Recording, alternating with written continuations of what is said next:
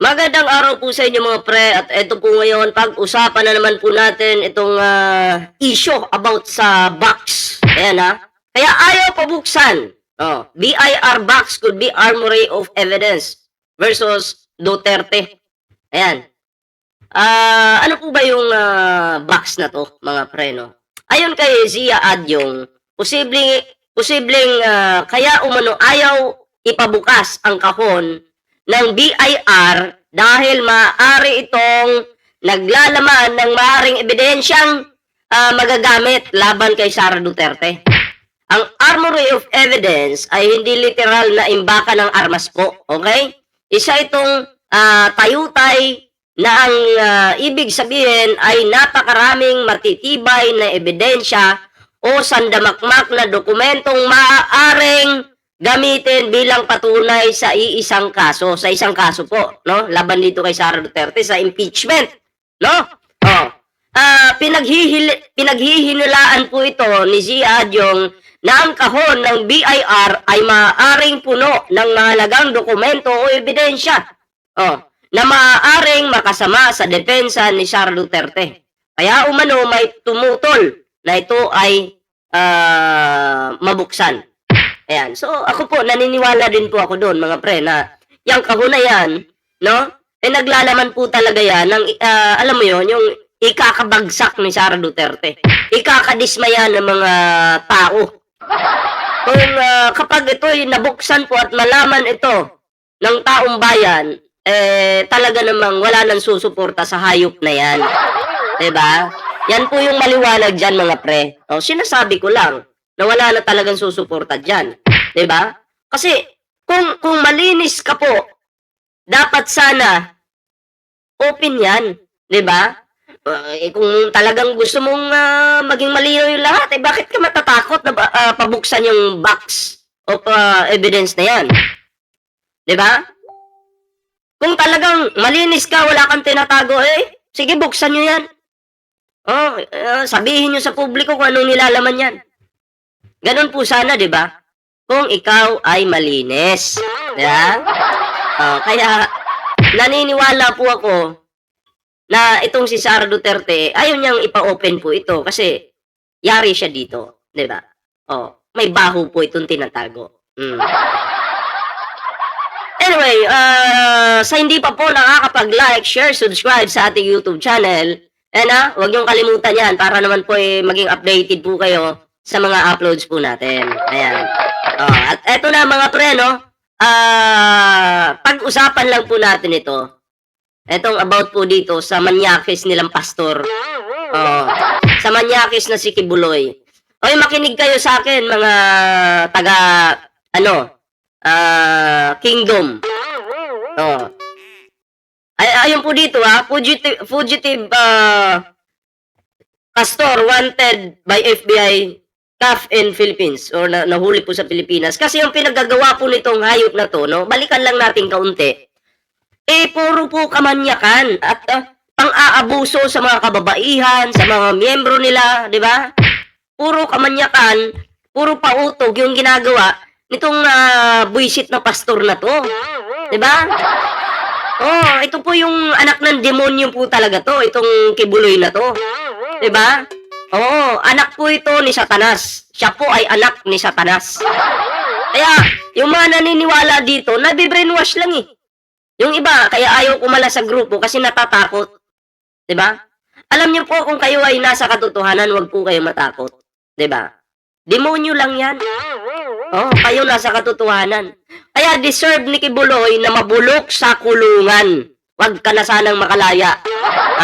Kasi naniniwala po ako na ngayong nagkakaso po si Kibuloy sa Pilipinas, okay?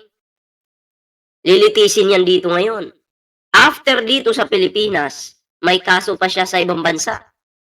Bibit-bitin naman siya doon. So, Kibuloy, mamamatay ka talaga sa loob ng kulungan. Isaksak mo yan sa baga mo. Diba? Deserve mo yan. Kaya ako, galit talaga ako sa mga kulto sa totoo lang mga pre. Diba? Kasi sila yung nagpapakalat ng kasamaan sa mundo. Kulto si Kibuloy. Saan ba siya nagpapakalat ng kasamaan? Buong mundo po. Diba? Hayop na yan. Kaya kayo mga pre, ano po yung inyong komento dito? Ayan, comment nyo lang po para naman po mabasa natin yung inyong kanya-kanyang reaksyon at komento. Ayan. At move na po tayo dito sa next topic mga pre.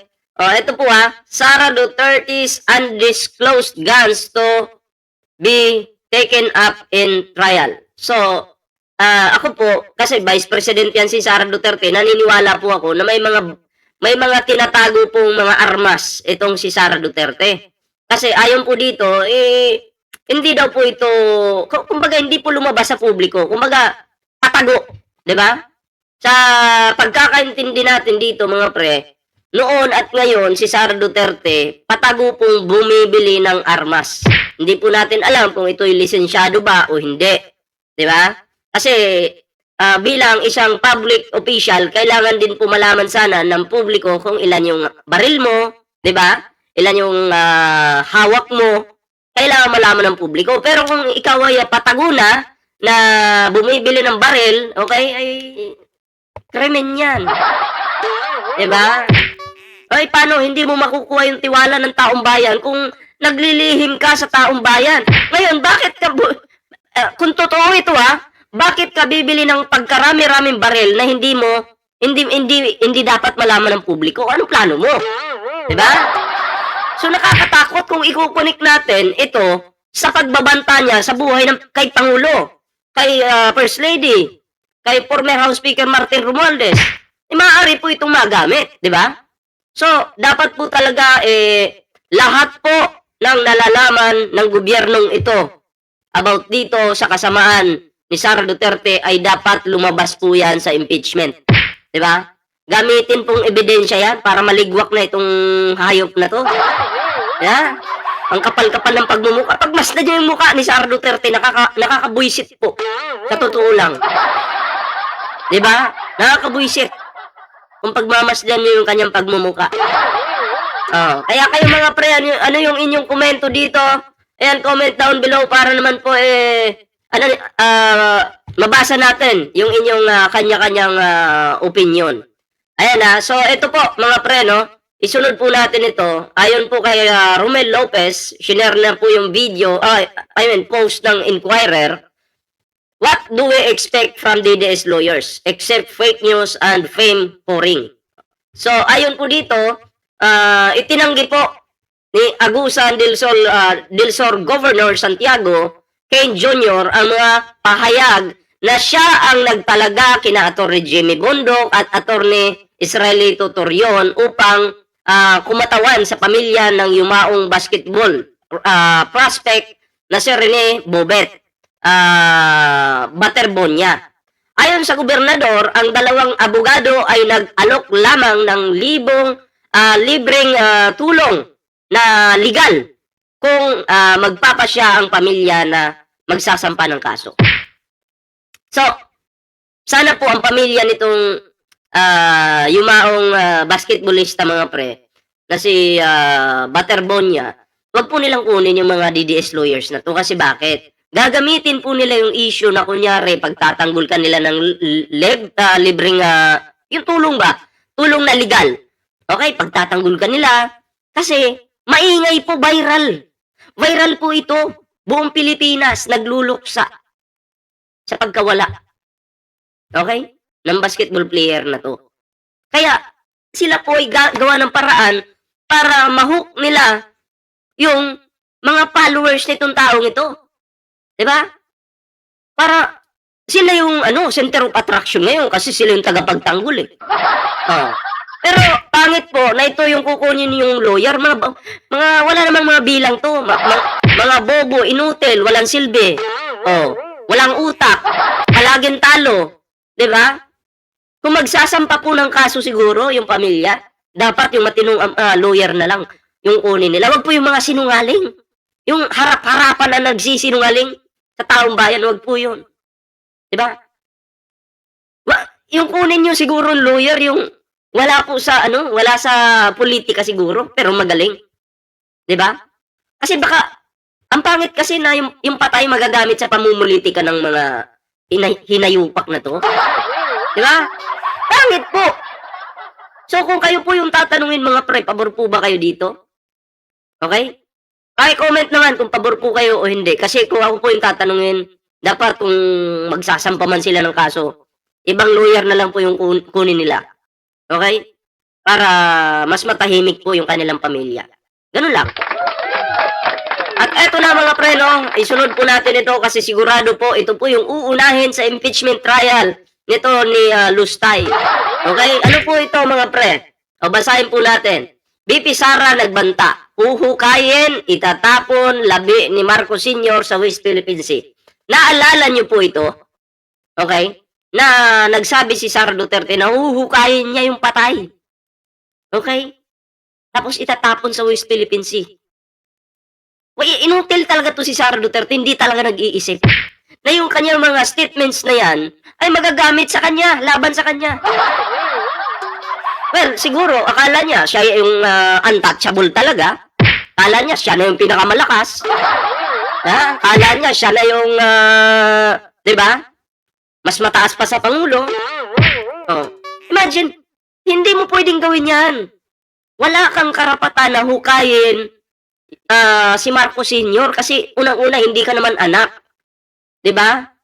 Hindi ka anak, ikaw ay simpleng tae lang. Oh, tapos huhukayin mo, tatapon mo sa West Philippine Sea. Eh bakit di mo subukan? Oh, ba't di mo subukan na hukayin? Eh ang tapang-tapang mo eh. 'Di ba? Ang tapang-tapang. Ang tapang-tapang ng bobong babae na 'to. Oh, hindi talaga nag-iisip. 'Di ba? Kulang po dito si Sara Duterte. Bobo. 'Di ba? Oh, at lahat ng yung mga statements na mga yan, yung mga ganyan, na mga puro kayabangan, darating yan sa impeachment. Okay? Isasampal lahat sa'yo yan. Sana nga, mag-attend ka. Pero, ayon sa aking bulang kristal, nakikita ko doon na sa mga oras na yan, nasa ibang bansa si Sara Duterte. Wala po siya sa Pilipinas. 'Di ba? Kasi in case lang na magkaletse-letse dito, maging tagilid siya sa Pilipinas, at least wala siya dito. Yun lang naman eh. Yun lang naman yung gusto ni Inday Lustay eh. Yung magtago na magtago. Magyabang sa harapan ng kamera, pero pag oras na po ng investigasyon, di ba, ay magtatago na po. Yan yang sisiw ng Davao. Sisiw ng Davao na si Sara Duterte. Nakakahiya, di ba? Akala nyo agila, yung pala sisiw lang. At eto po mga pre, wag po natin itong kalimutan, itong, wait lang, ayusin natin. Duterte's legacy of violence. Di ba po? Puro po karahasan yung iniwan po ni Digong sa Pilipinas. Which is ginagaya ng mga kabataan, ng mga yung mga namamaril ngayon sa mga paaralan. Inspired by Digong yan eh. Kasi si Digong daw dati, sabi niya, pumapatay na siya ng tao, may hinulog sa helicopter, may binaril. Dito mga tanga-tanga, mga inutil na bata, na mga walang vitamins yung utak, ginagaya nila. Yung karahasan ni Digong, ina-idolize nila si Digong. Kita niyo po ito? Saan na ba yun? In this report, introduction 1, state-sponsored violence, okay, distortion of human rights, and shrinking of civic spaces, derogation of economic, social, and cultural rights, confronting Duterte's legacies of violence. Ayan. Kung iisa-isay natin itong basahin mga pre, talagang tayo nito, no? Matatagalan. Pero, sa madaling salita po, ang karahasan ay nagsimula po talaga sa pamumuno nitong basurang matanda na si Digong. Diba? Doon po nagsimula. Laban ang terorismo ni Duterte. Sanlakas. Ayan. Dami dito mga pre, no? At sa panahon ni Digong, maraming mga minors yung pinatay, nadamay. Diba? Kahit hindi marunong magmotor, tinaniman nila ng droga. Nung tinaniman nila ng droga yung batang yon, sinabi nila na tumakas eh. Nanlaban, tumakas, nagmotor. Nung in-interview yung nanay nung biktima, sabi ng nanay, sir, hindi naman po marunong magmotor yung anak ko. Diba? Oo. So, diyan pa lang po, wala na, 'no? Huling-huli na po yung kanilang katarantaduhan, 'di ba? So, kayo po mga pre, ano po yung inyong opinyon dito sa karahasan sa panahon ni Rodrigo Duterte? Ginagaya-gaya naman ngayon ni Sara na yung mga kayabangan niya ba, yung mga patay-patay na yan, ginagaya po ni Sara pero hindi bagay, nakakahiya. Oh, yung tapangan mo talaga, may paninindigan kapag sinabi mo gawin mo. Pero hanggang salita lang mga hayop, eh. 'Di ba? Walang kwenta mga pre. Kaya kayo, ano po yung inyong komento dito? Ano po yung inyong reaksyon? Comment down below mga pre para naman po mabasa natin yung inyong mga opinyon. Ayan. And syempre mga pre, eto na, no? Oh, bago tayo magtapos ngayon, ayan, huwag kalimutang mag-like, share, subscribe sa ating YouTube channel para naman po maging updated po kayo sa mga uploads po natin. Ayan. Oh, syempre no, may TikTok naman po tayo diyan. May ano po, kompleto po, may Facebook page, no? I-follow niyo na po yung ating mga social media accounts. Ayan. So maraming salamat po sa inyo sa pagsama sa atin ngayon. Magkita-kita po tayo sa susunod na video. Ingat po kayo lahat. Magandang araw po.